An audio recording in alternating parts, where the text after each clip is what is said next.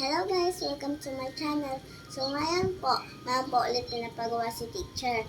So ang unahin po natin ay music. Bago po tayo mag 1 to 5, mayroon po muna tayong kokopyahin. Ang bawat naririnig nating musika ay may iba't ibang tekstura. Halina at tukuyin natin ang tekstura ng mga sumusunod na larawan. Higuhit ang bituin kung solo, bilog kung may saliw ng instrumento o boses, at puso kung maraming ibig na sabay-sabay. Sa unang bilang, tingnan ang larawan. Ano kaya ang sagot?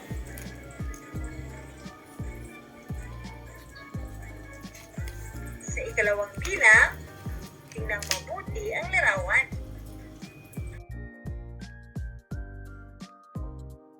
So ngayon naman po, sa PE naman po tayo.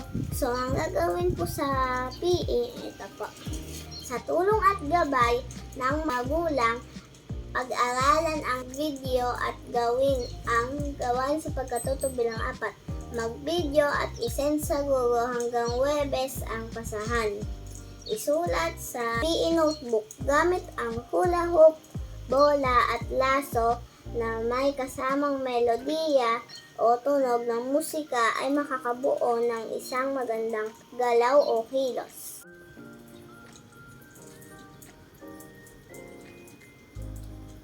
Ang napili ko po ay laso. Ito po ay gagamitin ko po sa paglalapat ng tunog sa saliw ng kanta na All About Him.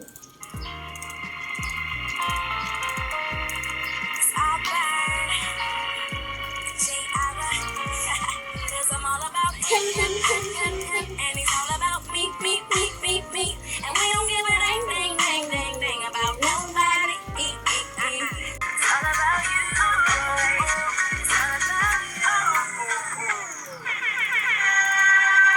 Ayun naman po, sa arts naman po tayo. Ang mga likhang sining ng bawat pamayanan ay nakikilala sa pamamagitan ng mga ginagamit na iba't ibang bagay mula sa kanilang pamayanan.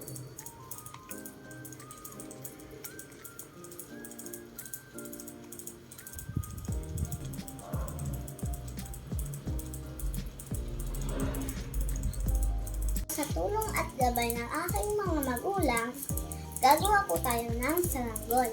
So, ang mga kailangan po natin ay scotch tape, gunting, walis tingting, at plastic.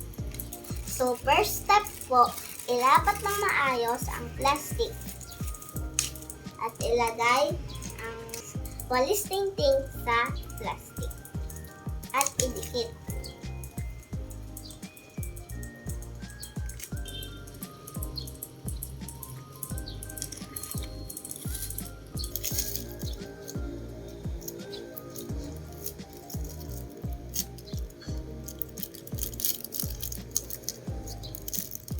Yan. Nadikit na natin ang isang ting. Baba naman po ang ating ididikit. Yan.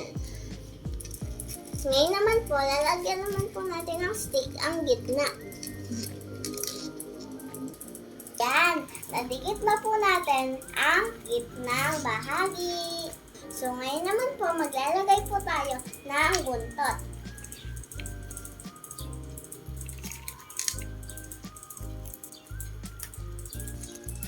Yan. So, sa kabilang kamay naman po tayo.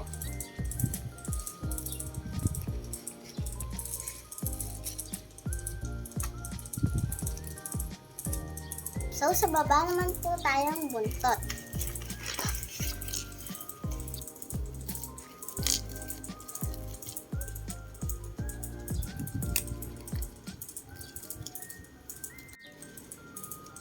Yan. So, tapos na po tayo. So, ayan po ang aming nagawa. Yan. So, that's all. Bye. Thank you so much for spending our